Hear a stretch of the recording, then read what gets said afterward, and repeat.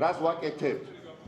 შევდივართ თუ არა ფარსში სახელად ადგილობრივი არჩევნები. და მე ძალიან დიდი იმედი მაქვს, რომ 6 დღეში 26 მაისს ყველა პოლიტიკური სუბიექტი, თუ ცალკეული ადამიანი, ვისაც ევალება, ან ვალდებულია საზოგადოების წინაშე ამ კითხვაზე გასცეს პასუხი, არათავსებადია ერთმანეთთან იყო უკომპრომისო ბრძოლაში და ამავე დროს სერიოზულად განიხილავდე უკვე 4 თვით ადრე ეგრეთ წოდებულ ადგილობრივ თვითმმართველობის არჩევნებში შესვლაზე და აქ-იქ ისმის კითხვა რა არის გეგმა ბოიკოტის შემდეგ. პასუხი.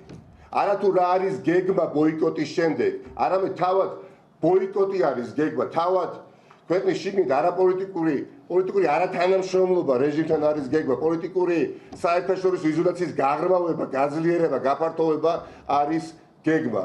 ჩვენ მიგვაჩნია, რომ 26 მაისი უნდა იყოს რაღაც საეტაპო განცხადების დღე და ვთვლით, რომ თვითმმართველობის არჩევნებზე დრო არის, რომ ჩვენი პოზიცია ოპოზიციის და დიდმა ნაწილმა თუ ყველა არა იყოს დაფიქსირებული, იმიტომ რომ მარტივად უნდა გვესმოდეს რა, არსებულ პირობებში, პოლიტპატიმრების ციხეში, არსებული ცენტრალური საარჩევნო კომისიის დროს, ახალი არჩევნების დანიშვნის გარეშე, სავარაუდოდ დამატებითი პოლიტპატიმრებით, იმიტომ რომ 26 მაისამდე არის ზურაგირჩი ჯაფარიძის პროცესი, ხო?